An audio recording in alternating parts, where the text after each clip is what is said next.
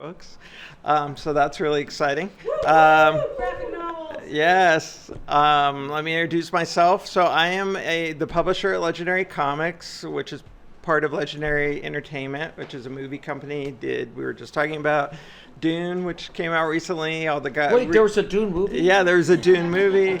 The MonsterVerse movies, Godzilla versus Kong. But before I've been at Legendary about 10 years. Before that, I was a comic book writer, so I've kind of done it all, writing, editing. Now I'm a publisher.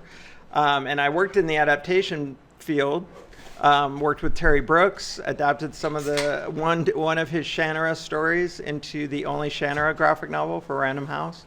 So I kind of know all sides of the street, so to speak, and happy to be moderating. Let my esteemed panelists introduce themselves. I'm trying to figure out how many sides a street has. I'm Kevin J. Anderson, and I also worked on Dune graphic novels. I brought them because they're heavy, but I brought them to show off. This is Dune, the graphic novel, part 1, part 2, and part 3 comes out shortly. This is from Boom Comics. It's an adaptation of one of our prequels, and this is an original graphic novel that I did with Stephen Sears, who's also here. The co-producer of Xena and stuff. And I have also, so this is an original, this is our story, we wrote the graphic novel. The other ones I showed you are adaptations of a text print novel. I've also done comic adaptations of my own X-Files novels. I will have many stories to tell about that, but that's enough. I'm Alex Bates. I'm a self-published comic book author of The Clockwork Queen of Oz, and primarily I make miniatures for tabletop games, and I write stuff for role-playing games like Dungeons & Dragons. So I do a little bit of everything, and I guess I'm here to talk about the indie self-published side of things. A quick question. So do you do the art, or do you? I'm the writer. Okay. I write it, yeah. I write the scripts, you write the scripts. Can't draw at all. Excellent. I'm in the right place. So you've got only words people here. Yeah. But that's one of the Yeah. why this hasn't shown up at 20Books before, and we don't know if it's going to ever show up again. But you can write your own books and indie publish your own books, but indie publishing a graphic novel or comic is an order of magnitude more complicated. So. Absolutely. I mean, that's a great place to start because that's where I was going to start. So that's perfect. It is a completely different division of labor. If you're not an artist, by show of hands, anyone aspiring to write and draw their own graphic novel. Okay, that's great. That's great. Write, not draw. Write and draw. We're talking about the artwork itself. That's cool. No, that's great because writer-artists can save themselves a lot of work being able to do it all themselves if you're looking to self-publish. So that is really kind of step number one. If you have a novel, if you're self-publishing, and you're like, I really want to broaden my brand or whatever it is with the novel, or engage my readers in a different way, graphic novel is a great way to go. It's still more affordable than trying to jump to making a TV series or a movie. I can tell you that for sure. We're going to put that bar. It's a fairly affordable way to visualize your world, your novels, your stories, your universe. If you're not lucky enough to be a writer-artist and you're looking to find an artist, that's kind of step one. You have to find a collaborator that will come on board to either do a sample of like a few pages, and then we can talk more about that, or actually come on board as your partner, be excited by your novel. Maybe they're a fan, who knows, and be willing to work with you on adapting your novel as a graphic novel. Then we can get into the minutia of how comics are made as we go through this conversation, but I want to make sure I hit what everyone's looking for. So that's really key and step one. So let's just say you've accomplished that goal of finding someone, an artist that you can collaborate with. So then I think the next big challenge is adapting potentially your own work, which is where I'm going to get Kevin involved, or adapting we both worked on Dune. I worked on the Dune graphic novel for the movie. Kevin obviously has partnered with Brian Herbert and written the graphic novel adaptations of the novels. So I'm going to just kind of open it up and get these guys involved. What do you think, Kevin, is the biggest challenge of adapting an existing novel to graphic novel? And I can speak to this as well, but why don't you go first? One of the important things is it depends on what the novel is. Right. I mean, if you're going to do a big fat graphic novel of Henry James ghost stories where nothing happens, they don't make very interesting graphic novels. Right. But when I was first asked to do some Star Wars graphic novels, Star Wars is inherently this big visual thing.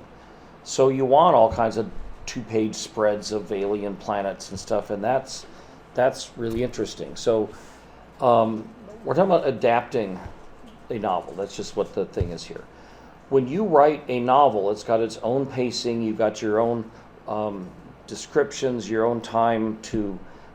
you might have chapters where people are just sort of laying out what's going on. And in a graphic novel, you have to have something interesting to look at every page. You can't just have talking head. And so when... I think all of you know that Frank Herbert's Dune, the novel Frank Herbert's Dune, is like notoriously difficult to film as a movie. Yes. It's been done 3 times. We think Legendary did a very nice job. It's been done well. It's been done well, but it was, Frank Herbert, it was like optioned and people worked on it and they just couldn't figure it out. So when Brian and I did Dune, the graphic novel, what we just right from the get-go, we said this is going to be a scene-by-scene adaptation of Frank's novel. We're not going to try to improve on or rewrite Frank Herbert's Dune. This is the graphic novel of Frank Herbert's Dune. And by doing this, by putting that X-ray into Frank Herbert's novel, I realized, oh man, it is a bitch of a hard movie to make. Because the first 80 pages, there's nothing really happens. There's all kinds of really interesting stuff, but if you're trying to show it, I'm assuming a lot of you know what the story is. If you don't, then just kind of yawn. But the big action in the first 80 pages of the book is, Paul, put your hand in the box and don't do anything. It's a very suspenseful scene, but think of it visually. Nothing happens. He puts his hand in a box. So doing the graphic novel and setting it up. So one of the tricks that Dave Scroggie, one of the editors at Dark Horse Comics, gave me some real Obi-Wan mentoring, where he said, say you've got a fantasy thing where your first few pages of your series is you've got 2 fantasy mercenaries that have to talk for 4 pages about the plot to kidnap the prince or whatever they're doing. So he said, you don't want 4 pages of mercenary 1, mercenary 2, blah, blah, blah, blah, blah, pages that you start out with like a overhead shot showing the inn. And you have like word dialogue coming from the inn of the 2 people talking. And then the next shot, you can show them sitting there at the table and talking. And then the next shot, you show the horse that's tied up outside as they keep talking. And then the next shot, you show the bar wench walking by with the beer steins. And then you show their heads again talking. And then you show like the minstrel in the corner as they're still talking. And then, and I loved how he added this. So you show a cockroach on the floor who's crawling up like the table of the leg of the table. And then you show, like from the cockroach's point of view, the 2 guys talking. And then you show the cockroach has crawled onto the top of the table. And then you show one of the mercenaries go splat. And then they finish and walk out. So you've had 4 pages of them just talking. But you showed it in a very interesting way. And if you're going to adapt a book that you have, you might have a static chapter, but it contains vital information. Think of instead of having 2 people just sitting at a table talking, have your scene take place at the horse races, so you can show, or have it in Las Vegas with the F1 race ripping down, and you can show like panels of, oh crap, the road construction isn't done yet, and the race is in 4 days, and the. Sorry, that was political commentary. I don't want to go. Anyway, Alex. No, that's great. And I have a thought about that. But Alex, what do you think about the approach to, I mean, broadly, just writing a comic or a graphic novel? The pacing is very different. It's completely different from a novel. Yeah, from writing prose, it's a very different exercise. I guess I'll just echo what you say. Like when you have the exposition chapter, like the info dump, which you can do in a paragraph in long form prose. In a comic, like if the characters are walking, you put interesting stuff in the background, like there's a monster skeleton or something flying overhead, or you go from the bird's eye view looking down, and that's literally what I did when we had an exposition chapter. And for me, it was important to have a really close working relationship with my artist, where we sat down together and we talked about what we were writing, and we worked out the thumbnails together, so that we could make sure that there was a visual interest on every page to go with the dialogue, and that was how it worked for me. Yeah, it's really true. The one project I have written recently, meaning since in the 10 years I've been at Legendary, the one I when you're a publisher and editor, especially in comics, this isn't something that everyone believes, but I believe it's not cool to give yourself writing opportunities if you're the editor and the publisher. So I shy away from that completely. And for that reason, I haven't really written a lot of comics or graphic novels in the last 10 years. But there was a Dracula project that I really wanted to do, where we had the opportunity to work with the Lugosi estate, because they were friends of mine, to feature Bela Lugosi in a faithful adaptation of Bram Stoker's Dracula, which is in the public domain. So we were able to kind of marry the two without really involving the Universal movie. And I was like, I've got to do this. But the thing I realized is I never will read Bram Stoker's Dracula again, because I don't know how long it's been since you've read it. It's a bit of a beast from an adaptation standpoint. Well, and it's all epistolary. It's all letters. It's all letters. I'm writing this letter as the vampire princesses are biting my neck, and I'm like, so dude, it's like, put the pen down. But I think it's a great example, what I feel we were successful at doing it, but finding exactly what they're talking about is finding ways into scenes to make them more interesting visually for the comics medium or the graphic novel medium. Rather than having exactly, Mina's at the table for a whole page writing a letter. It's like, okay, maybe you suggest the letter's being written, but you visualize what she's talking about, which is not necessarily what the novel is calling for. So the point I'm trying to make is when you're, you have to step back from your own work, assuming you're adapting your own novel to graphic novel, and be pretty ruthless about it in a sense, and really look at it like, okay, this isn't, detach yourself from it. What am I trying to accomplish now in this medium, and what's important, and how can I change what I did to make it work for comics and graphic novels? And I think you have to have that discipline to be able to look at it differently. And if there are things that just don't make sense or don't work, you have to be willing to kind of, either drop those or move them in a different way. As Kevin said, what's a different way we can visualize this? So I think that's a really important mindset to get into when you approach it. And it might be hard because you spend all this time writing your novel and you've slaved over every word, and you're just like, I can't lose anything. But it's a different medium. You're trying to accomplish a different goal and reach potentially a very different reader. Someone who hasn't necessarily even read your prose. Okay, let's kind of bounce off on that, because I want to just think about why these people are here. Yeah. And so, how many? I'm guessing you're thinking about doing a graphic novel of your own novel. Is that what most of you, hands up, just is that what most of you are thinking of? Yeah. So you're not just, I'm going to find somebody's book and do a graphic novel. Right. You're thinking about, I wrote a military science fiction book and I published it, and I want to do the graphic novel version of it. Is that what you're? And that's the question I wanted to ask here is, I have it, And my question is, should I write the novel first, or should I write the graphics novel first and then the novel afterwards?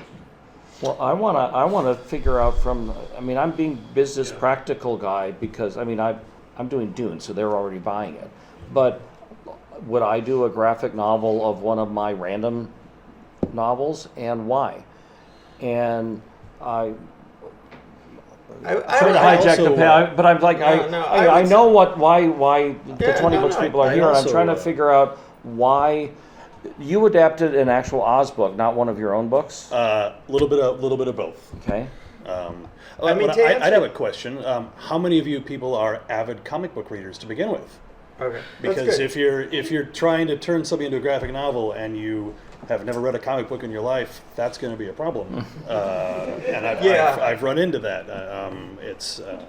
So if you're already a comic book reader, that gives you at least one step on the track. For sure. To answer your question, if I'm really honest, and I think most of you will appreciate hearing this, the economics of of trying to do your own comic versus your own novel are completely different. If I were you, I would do the novel, go full guns with everything you've learned here.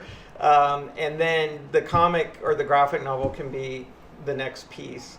Because the economics of making a comic by yourself versus writing a novel by yourself are completely different. Sure. You know. Taking the finances aside. Never start a sentence. Yeah, like you're at the wrong place to say that. Well, everyone's circumstances are different. Sure. Fair. But my question is, if I know I'm going to do a graphics novel, should I write the story and plan out, like maybe not doing all the art and everything, but would you say write the story as a graphics novel and then develop the novel? Honestly, it depends on what you're trying to accomplish for yourself. Like if you're trying to become a novelist or an author, then you should write the novel, I would say first. Mm-hmm. Because if you write the graphic novel, and Kevin can speak to this, and I can from the legendary perspective, but then you write a novel based on the graphic novel, that novel is going to be perceived as a tie-in to the graphic novel. It's not going to be perceived as the source material. Do you see what I mean? And it's a subtle distinction, but it's important from a brand perspective. Dune, everyone thinks of Dune as the novel. No one thinks of Dune as, okay, it's a comic book that became a novel that became a movie. It's a novel first. And I do think that's important because you're kind of telling everyone, this is what this is, and this is who I am as a creator. Would you agree with that? Yeah, and I guess I would, just the practical thing, and I don't mean this in a bad way, but writing a novel is easy. Writing a graphic novel and producing a graphic novel is like a zillion more steps. Yeah. And look, if you write a book and you get it edited, you can put it up on Amazon and get your books done. But a graphic novel, you've got to be dealing with the artists and printing, and unless you guys know something that I don't know, there is not an efficient print-on-demand way of doing full-color graphic novels. No. I don't think so. Now, We you went could just through- do digital comics. That is a way to do it. Well, Alex, will you answer that one? Because I don't know. We went through RA Comics Direct and had a great experience, but I'll tell you, shipping the comics. Please, yeah. I just want to. Shipping the comics to my house cost more than printing the comic did. And then maintaining stock. And we have our books black and white. If it had been color, our costs would have been tripled or more. And we had these. We had this first issue printed before COVID, which means that like printing costs were much cheaper, shipping costs were much cheaper. The second issue, we had to change a few things around because after COVID, the entire cost structure changed, and it is still deeply in flux. It's been a year since I've spoken with RA Comics Direct. I have no idea what the current pricing structure is, and I'm about to put a third issue out, and I'm a little bit worried about it, but we're finishing the book first. Well, and you can kickstart a comic if you have that ability to do it. But Kickstarter is great for comics because Kickstarter really rewards visuals, and so you got a lot of cool art you can put up, and that's nice. But then you run into the same problems of shipping and printing, and God forbid the cost of printing goes up between the time you finish the Kickstarter and the time you ship the books. So. Yeah, I mean, I was going to mention and the best Kickstarter crowdfunding panels is a are great happening right now, solution. so we're missing them. for getting a graphic novel as an individual. Kickstarter is a great way to go, but to their point, you have to set the goal to actually cover your costs, because if you set the goal too low, you're going out of pocket still, and if you set it too high, you're making it not achievable if it's a brand new thing. So that's a tricky business, but it's a good way to go for sure. I would strongly recommend, especially if you already have a bit of a following, or if you've published your novel and you have a fan base, transitioning them to helping you crowdfund a Kickstarter to make your graphic novel is fairly, it's like getting them to buy your next novel, right? So you should be able to kind of activate those people, and they can help you with the economics. But I think, I can add that like the another upside is that like if your artist has a following, because comics are very much a collaborator, like it won't just be your fans and followers who are buying the book. At least in theory, it'll be the artist's fans and followers. So if they have a good social media setup, if they have a good social media following, that can make a huge difference. It can work against you too if they don't, or if your artist is like posting crazy conspiracy theory stuff, like, well, I'll stay away from that guy. So you got to make sure the person you're working with is reputable and reasonable.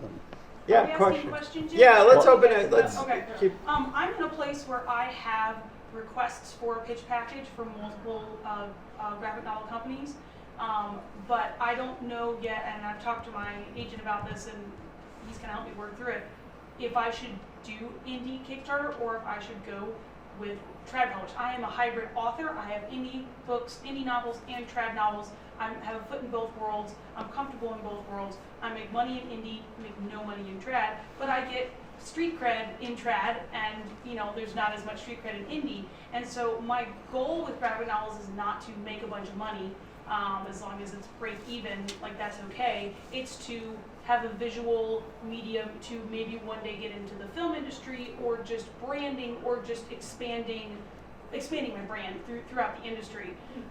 And so looking at these different graphic novel companies, I'm like, how do I know how much distribution they have? How do I know how to weigh these companies? Okay, if my goal is social, if I have social goals, and if I have industry goals as opposed to monetary goals, how do I judge these different graphic novel companies? Well, they got Ingram and Diamond, and that's about it, right? Well, no, now, during the pandemic, it kind of the direct market got a little more disrupted. That's a good question. I think really it comes down to also, you have to understand comic book publishers and graphic novel publishers. I'm not talking about like New York publishers per se, but like specialty publishers, Oni and those kinds of companies, Dark Horse, even Legendary. A lot of them are going to say to you, okay, well, look, maybe I want to publish your graphic novel or comic, but then I need to get a percentage of your derivative rights, your movies, your TV. Very few publishers are just in the game of like, I'll publish your graphic novel for you. And you go off, and if you sell it to Netflix or whatever, we're not involved.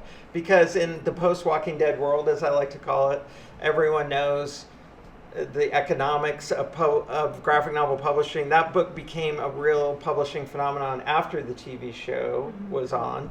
And Image happens to have a deal where they don't take any rights, but that's the only comic company that I know of that offers that deal. Pretty much everyone else is going to say, yeah, I'll be your publisher, but I want to play in the bigger media pie. So you have to look at that and evaluate, is that really worth it for me? I'm not interested in signing over any other rights with graphic novels. So I think you'll be surprised to find that a lot of publishers will ask for that, and it's very hard to say, no, you take the risk on making a graphic novel. I understand. Yeah, it's business, No, I'm just talking the reality of what's going on right now. Versus even 5, 6, 7, 8 years ago. Well, although I did a graphic novel based on one of my trad published science fiction series, which had sold in like 10 different languages, and it was in audio rights and everything. And so I sold the graphic novel to Wildstorm, which was an imprint of DC Comics. And they sent me this, as you might guess, a DC Comics contract, which is very draconian. They want all the rights for everything, and they wanted all the but this was one of my finest hours. They wanted this book, and they sent me with all this, and they wanted their share of all the sub-rights and everything else. Now remember, I'd already published the books. I published the audios. I had all these translations, and I know the vice president from, well, he's not there anymore, but the vice president of DC Comics, and they want to do this, and they have this contract, and they want all the bit of the sub-rights. And I said on the phone, I said, there's something that you need to understand. You are the sub-right.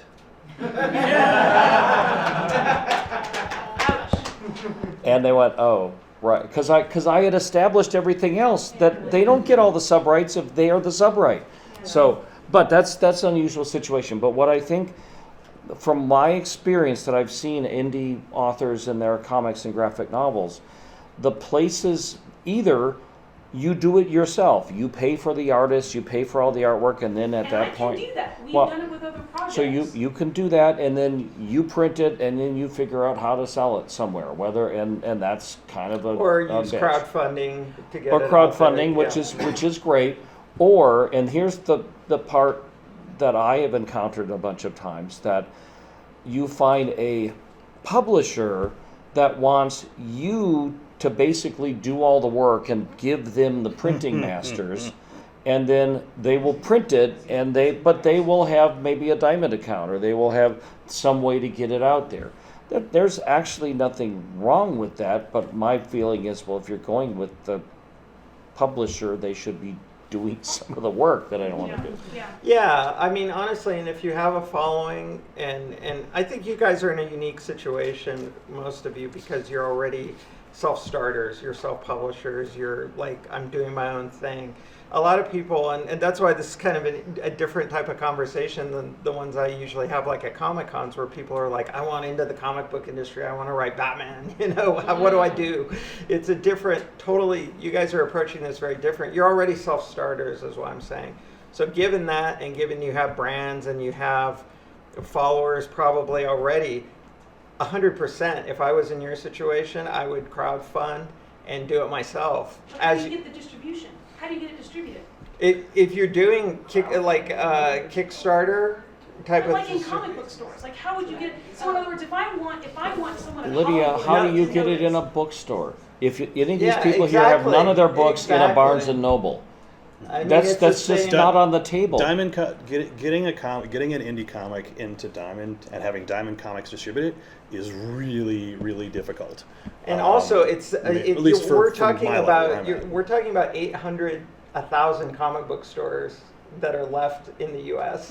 Okay. It's not a huge market. Not a huge market. It's like a vinyl records market. If I'm being really honest, Marvel and DC own 90% of that space. So, you're fighting with Image, Oni, IDW, Legendary, Boom, everybody to try to get your book into a comic book shop. That's not really where the economics of graphic novels are operating even now. It's really same as Barnes and Noble. Barnes and Noble, Amazon. The mass market is what's really keeping the comic book industry going. It's not really comic book stores. So that... I don't think that's a huge factor in terms of the economics. Because I already have all my books in Barnes & Noble through Ingram. So you're saying I could just put up my graphic novel on Ingram in the same way? Yeah, if you're already have a relationship with Ingram, or your publisher, one of your publishers does, yeah, absolutely. And then most bookstores they aren't ordering from comic book stores; they're ordering from Ingram or big distributors. You know. Simon and Schuster, Random House represents Marvel and DC and all these publishers. So comic book stores, unfortunately, I mean, it pains me to say it because I've been in the comic book industry for 30 years, but it's a shrinking market. Yes? Well, I kind of wanted to ask about that. I actually have two questions, but I'll ask this one first. Digital comics, have you noticed there to be a growing market? Do you make more money with digital versus physical? What are your thoughts on like the growing mediums? And then there's things like webtoons versus thank you so much. So that. Yeah, Webtoon, we actually, Legendary worked with Webtoons. We were one of the first that worked with Webtoons USA when they started. The thing I like about digital comics is it's kind of replaced the newsstand business which used to exist where, like, when I was a kid, you could buy comics in supermarkets, 7-Elevens, anywhere. Then it became, that business collapsed. It went away. It's never come back. You don't find comic books in Vaughn's anymore. You have to go to a comic book store, which goes to what I was just saying. That's become this collapsing, almost niche-y, market where you have people go to comic book shops on a weekly basis, but it's just such a small community. So what digital comics did, like it in a sense the same with ebooks when tablets came, it kind of opened it up where a lot of people could access comics again. Comixology is at Amazon. That has actually been a sort of double-edged sword. It was great that a big entity like Amazon took over Comixology, but it's become a little bit diminished since that happened. If I'm totally honest, excuse me, Amazon people who are here. And Webtoons is great. But the interesting stat that I want you guys to remember to leave with, because this was fascinating to me, and this came from my New York distributor, so this is absolutely legit info, is last year physical graphic novel sales in the US versus digital, there was only about 10% of comics and graphic novels sold digitally. 90% was physical, believe it or not. It's art. People want to hold it in their hands. I want to have it. I want to look at it. Exactly. Whereas in this, what's fascinating to me about 20Books and what this whole market's about, it's kind of the opposite, right? I mean, you guys are selling massive amounts of digital books, but the comic market has not trended that way at all. Yes. So I was going to say on the first part of like the distribution thing, this year pretty much everything is geared towards direct sale. So if you created your own comic book or you crowdfunded it and sell it direct, from your website or whatever, I mean, Absolutely. We made Or at conventions where you're there and with me with our book, like Rose City Comic Con, we sold out. Emerald City Comic Con, we sold out. In-person events, I sell out of everything. Online, I do nothing. Same. And the artist who draws this has a non-trivial following, and I have a little bit of a following. And the great thing about crowdfunding with graphic novels, the add-ons are really important. So like for your book or Dune or anything, have the book as one tier, but the other tiers with prints, patches, pins, little things like that, because that gets you to maybe a $60 spend or the goal is $100. If you can get someone pledging $100, you're really in a good place. And we're talking like getting 100 people, maybe 1,000. If you have 1,000 people pledging $100, you've made $100,000, and that's more than enough to make a really chunky, very beautiful graphic novel. Now that's easier said than done, but that if it were me, I would 100% do that. I mean, and I'm speaking as someone who works at a publisher, so I probably am undermining my day job. But honestly, there's so many tools now, and as I said, you're already self-starters, so why not? Can I ask what the legendary graphic novel of Dune, what the Kickstarter, how did it end up?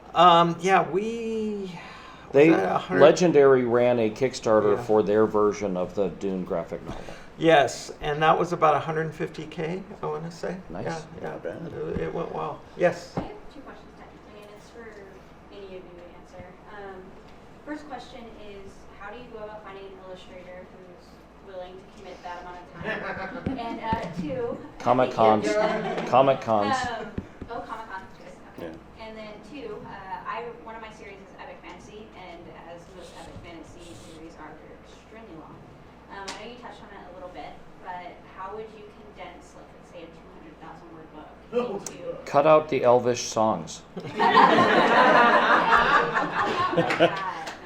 Be ruthless. Yeah. Just be ruthless. The artist question is tricky. So most artists that you would want to bring onto your project, meaning they're of a professional level, do not want to work for free, right? Unless they're invested in your book, or they happen to be a fan, or they're a friend.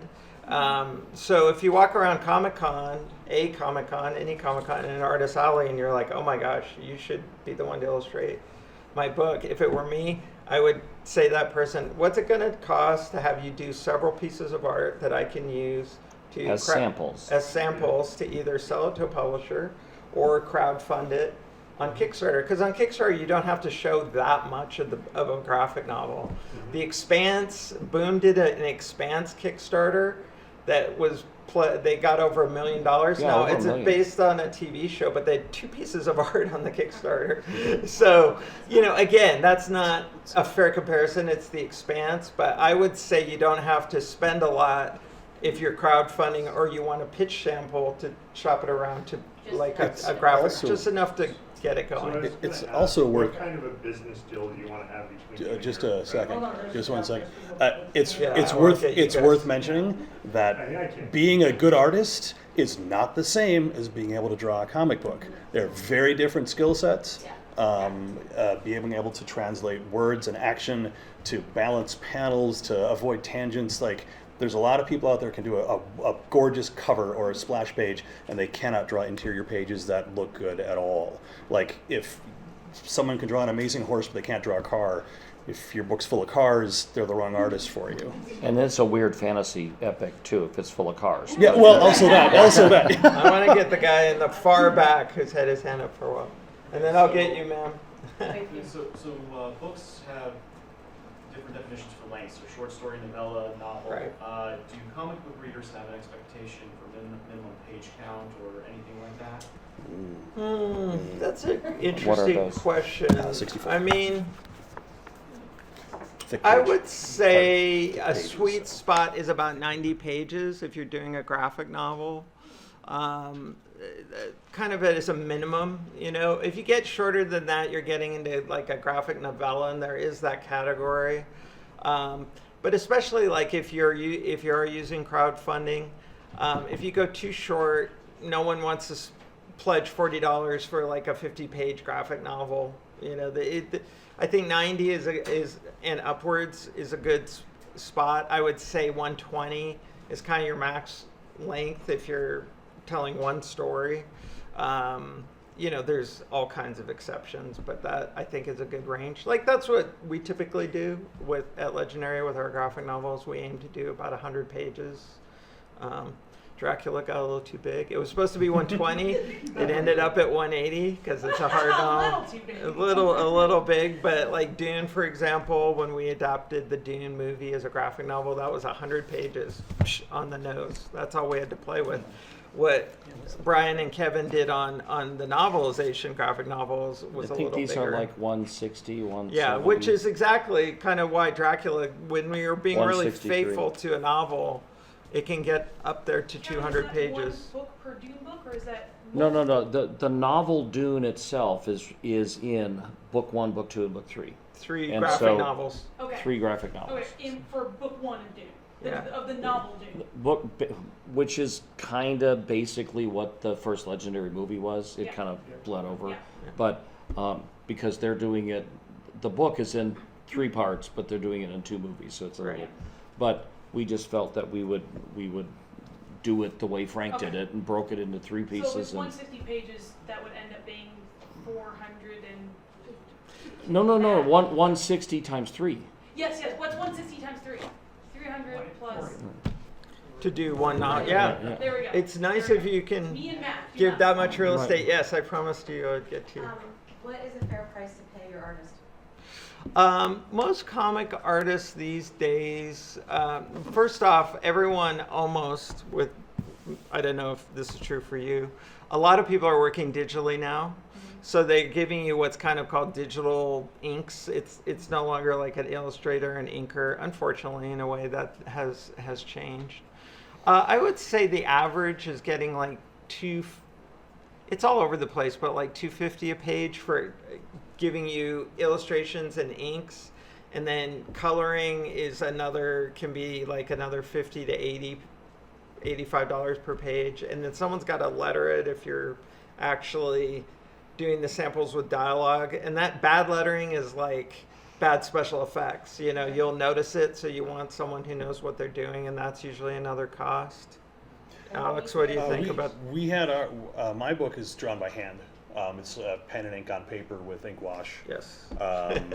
And that slows the process down. But I think, and the artist and we have a partnership. So I write for free, she draws for free, we split the money when we sell it. But So you go for free. What's that? You go for free all the time. I go, well, That's a joke, all right. pretty much. But for the type of art she does for the pages of my books, she would charge at least $350 per page for the quality of work and the Was that time black she and puts white, in. though? Black and white, yeah. Black and white, and does she do the lettering, or do you do the lettering? She does the lettering. She does, okay, so that's, so she does everything She for does. 350-ish. About $350 a page, And yeah. is one page just the one side, or is page two sides of the No, one? on one side. One side. One piece of art. Okay. Yeah. Okay, that's Yeah, one. you can look at it if you want. Do that. Yes. Just really fast, so let's say, you're confident with your ability to crowdfund Kickstarter, you have an artist, all that, but what kind of ongoing marketing would you recommend for this? Because you mentioned like in-person events and that digital doesn't do well, what would you recommend though, especially as Instagram for art, Instagram. art? Well, Yeah. I would say go to Comic Cons, get your own table, sell the stuff, have you and the artist there. It becomes your crusade. That's your life. Yeah. You're selling your graphic novel, but this panel is the graphic novel based on your book. So you are also going to have your books there to sell, which are POD, and you can get them pretty easily, and you can sell them for $15 or whatever, and then have the graphic novel there, do 2 first sets or something like that. But that's pound the pavement. There are all kinds of Comic Cons, and you can do that. And as the artist, get ready to hear, or as the writer, get ready to hear constantly, oh, you wrote this? The art's amazing. Oh, you wrote this? The art's amazing.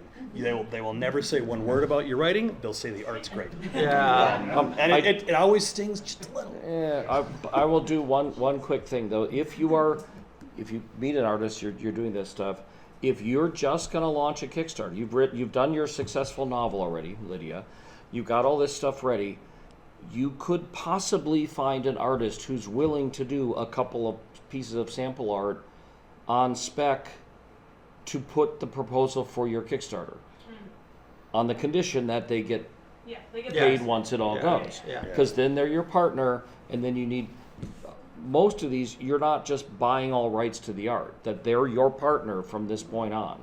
Do you pay like a royalty share? Like, how do you have Well, like a program, or? my situation with my artist, Brianna Reagan, is a little unusual in that we have a full partnership where we are 50-50 on everything. That is not the norm. If But it could be. I mean, it that's could be. not Yeah, I mean, bad. it's worked out great for us, and we're excited to keep going with it. But Do my you just like write her a check? You just keep your own finances and figure out how many you sold per month, and just write her a check 50%? Or and sometimes she writes me a check oh, when she does like art shows and stuff and sells it. Like she writes me a check. Yeah. Nice. So. Other questions before we have to end it? 15 We have seconds. s- Lightning round. Did anyone not get to wanted to ask a question? And I'll hang out outside if anyone else wants to talk. Direct sales question, do you guys ever see books and comics bundled together? And is there any success there? It's surprisingly not something I see a lot. But you could do that as You your could do Kickstarter. that. Think Yeah. about that as reward tiers in your Kickstarter. That you've already written your book, right? So you get the signed copy of the book and all that stuff. So, Yep. so anyway, I think we're Or we come done. up and look at But it. like I said, anyone else wants to chat more? I'll hang outside for a few minutes. So thank you. Thank you.